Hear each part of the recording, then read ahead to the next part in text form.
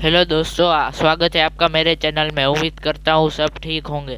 तो आज मैं सुनाने वाला हूँ महावीर जयंती और जैन धर्म का इतिहास। दोस्तों, आपने जैन धर्म के बारे में तो सुना ही होगा, लेकिन कुछ लोग ऐसे भी हैं जिनको जैन धर्म के नाम के सिवा और कुछ नहीं पता है। और आप में से बहुत से लोग ऐसे भी होंगे जो जैन धर्म को हिंदू धर्म का एक रूप समझते होंगे। अगर हाँ, तो बिना स्किप किए इस वीडियो को आखिर तक देखें। तो आज की वीडियो में मैं आपको बताने जा रहा हूँ कि ये जैन धर्म है क्या, ये कब शुरू हुआ, यह किसने इसको सर्व किया और वह सारी परिस्थितियाँ जब इसकी आपत्ति हुई। नए दर्शक चैनल को सब्सक्राइब कर लिए। चलिए शुरू करते हैं आज का ये इन्फॉर्मेटिव वीडियो।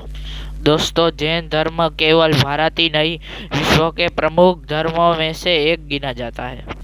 वैसे तो इसका उदय भारत में हुआ है, लेकिन इसके जितने अनुयायी भारत में रहते हैं उसके कहीं ज़्यादा तो भारत के पड़ोसी देशों में और कहीं दूसरी जगह रहते हैं।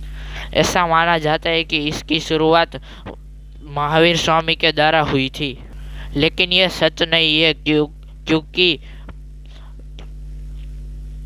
क्योंकि जैन धर्म की शुरुआत प्रथम तीर्थंकर श्री ऋषभदेव द्वारा हुई थी, जबकि महावीर स्वामी जैन धर्म के 24वें और आखिरी तीर्थंकर थे। दोस्तों, तीर्थंकर वो होता है जिसने अपने जीवन में सभी ज्ञान और मोक्ष को प्राप्त किया होता है। अब क्योंकि महावीर काल में इस धर्म का प्रचार और प्रसार सबसे ज़्यादा हुआ है, यही वजह है कि अधिकतर लोग महावीर को ही जैन धर्म का संस्थापक मानते हैं। भगवान महावीर जैसे जैसे मानवता का पाठ पढ़ाते वैसे वैसे जैन धर्म का प्रचार होता गया। यह महावीर ही थे जिनके अथक प्रयासों और उनके द्वारा प्रवाहित ज्ञान की अविरल धाराओं से जैन धर्म का उदय हुआ। दोस्तों, आपने अहिंसा परमो धर्म का नारा तो सुना होगा।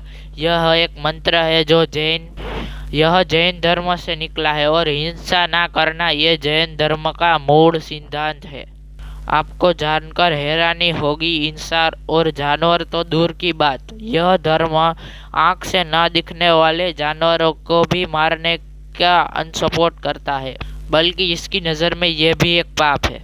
यही एक वजह है कि जैन धर्म को मानने वाले लोग ज़्यादातर आलू, गाजर, मूली, प्याज, लहसुन, अदरक, अरवी और सिकंदर जैसी चीज़ों को हाथ तक नहीं लगाते, क्योंकि यह सारी चीज़ें ज़मीन में उगती है और जैन धर्म के अनुसार ये सभी चीज़ें इंद्रिय जीव फैलाते हैं, जिनको मारना पाप है। खैर, टॉपिक पर वापस आते हैं और जानते हैं कि जैन धर्म आगे कैसे बढ़ा।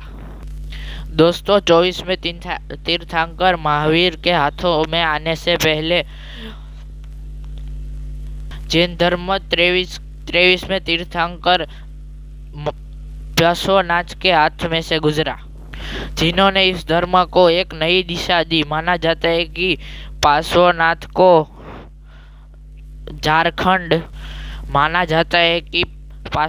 को झारखंड के समेत शिखर पर ज्ञान की प्राप्ति हुई। इसके बाद पार्श्वनाथ ने 4 नियम दिए। इनमें चतुरार्ण धर्म भी इसको कहा जाता है, जिसे आप जैन धर्म का पुराना नाम भी कह सकते हैं। पार्श्वनाथ ने हटकर ये कहा कि कभी भी हिंसा ना करना और कभी भी झूठ मत बोलना और संपत्ति ना रखना।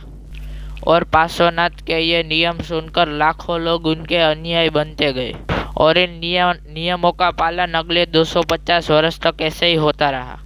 लेकिन फिर धीरे धीरे वो समय आया जब पार्श्वनाथ के इन 4 नियमों पर अधीनता शुरू हुई। कोई किसी नियम को नहीं मानता था, और कोई किसी नियम को लोग अपनी सहूलियत के हिसाब से नियम का पालन करते थे, फिर अपने द्वारा नए नियम जोड़ने लगे।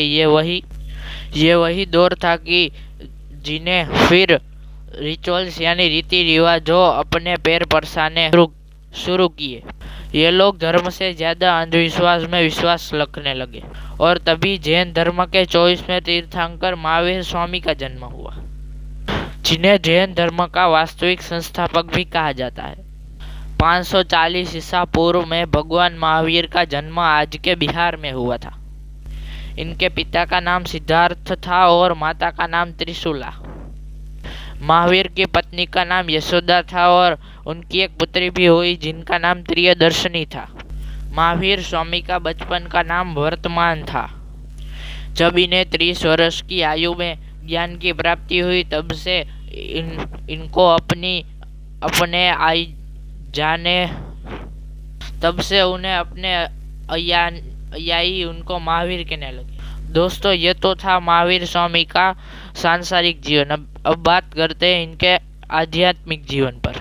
कहा जाता है कि जब महावीर 30 वर्ष के हुए तब ही इनके माता पिता की मृत्यु हो गई और तभी महावीर स्वामी ने अपने बड़े भाई नंदीवर्मन से आज्ञा लेकर संन्यास ले लिया और जंगल चले गए।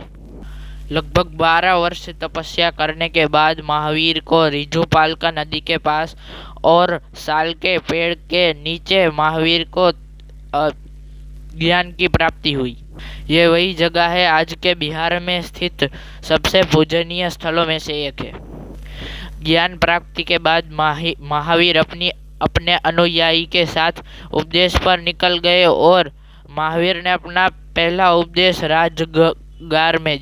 दोस्तों, महावीर ने अपने जीवन में 5 उपदेश दिए जिनमें पार्श्वनाथ के 4 नियमों में एक नियम की वृद्धि थी।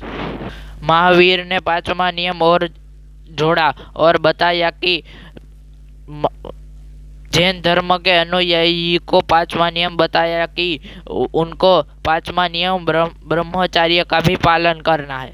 यह आज के किसी भी समय में हो। इसे अगर आप आज के परिप्रेक्ष्य में देखें तो आपको समझ आए कि जैन ही वह एक ऐसा धर्म है जहाँ बूढ़े तो बूढ़े और छोटे उम्र के बच्चे भी ब्रह्मचर्य अपनाते हैं।